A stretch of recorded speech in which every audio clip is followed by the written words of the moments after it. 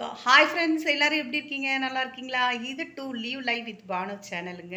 So ரொம்ப முக்கியமான dish வந்து இன்றைக்கி பார்க்க போகிறோம். அது என்ன அப்படின்னா, பெண் குழந்தைங்க வச்சுருக்கிறவங்க நிச்சயமாக இந்த டிஷ்ஷை பார்த்தீங்க அப்படின்னா மாதத்தில் ஒரு தடவையாவது பெண் குழந்தைங்களுக்கு செஞ்சு தரணுங்க. ஸோ அதன் மூலமாக அவங்களோட எலும்புகள் ரொம்ப ஸ்ட்ராங்காக இருக்குங்க. ஸோ வயதுக்கு வந்த பெண் குழந்தைங்களுக்கு இது இன்னும் ரொம்ப ரொம்ப நல்லது. ஸோ அது என்ன டிஷ்ன்றதை பார்க்கலாங்களா? வாங்க வீடியோக்குள்ளே போகலாம்.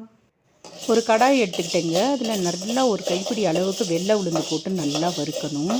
இது பச்சை வாசனை போகும்படி நல்லா வறுத்து எடுத்துக்கணுங்க. இதுக்கு பதிலாக நம்ம கருப்பு உளுந்து கூட இதில் சேர்த்துக்கலாம். இப்போ நம்ம வெள்ளை உளுந்தை வறுத்து எடுத்ததுக்கு பிறகு பார்த்திங்கன்னா, அதே கடாயில் ஒரு கைப்பிடி அளவு பச்சரிசியை போட்டு கொஞ்சமாக தேங்காயை விட்டு நல்லா வறுப்பேங்க.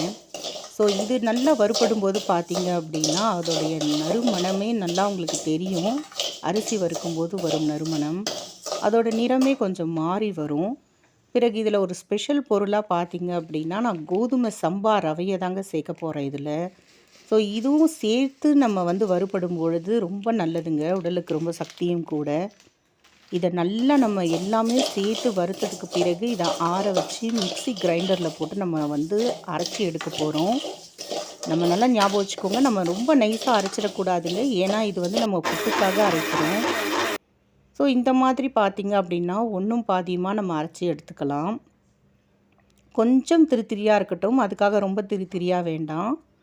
இப்படி கொஞ்சம் கொஞ்சமாக தண்ணி விட்டு கொஞ்சம் உப்பு சேர்த்து நீங்கள் புட்டு மாவு பதத்திற்கு இதை வந்து பிசைஞ்சு எடுத்துக்கோங்க. இப்போ பாருங்கள், ஒரு இட்லி பானையில் நான் துணியை போட்டு இந்த மாவை வந்து அதில் போட்டு வேக வச்சுருக்கேன்.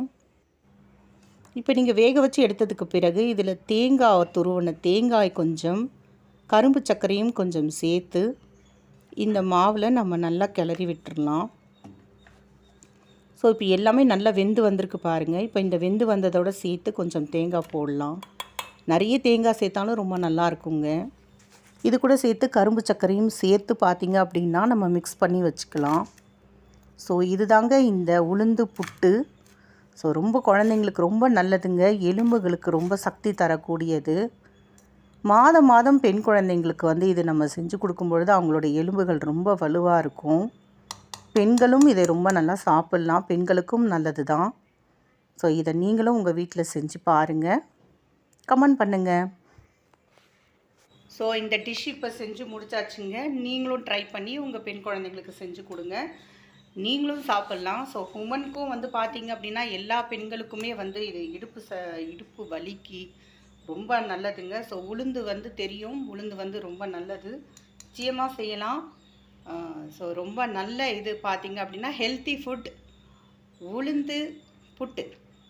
ஸோ இன்னொரு வீடியோவில் சந்திக்கலாமா? நன்றி, வணக்கம்.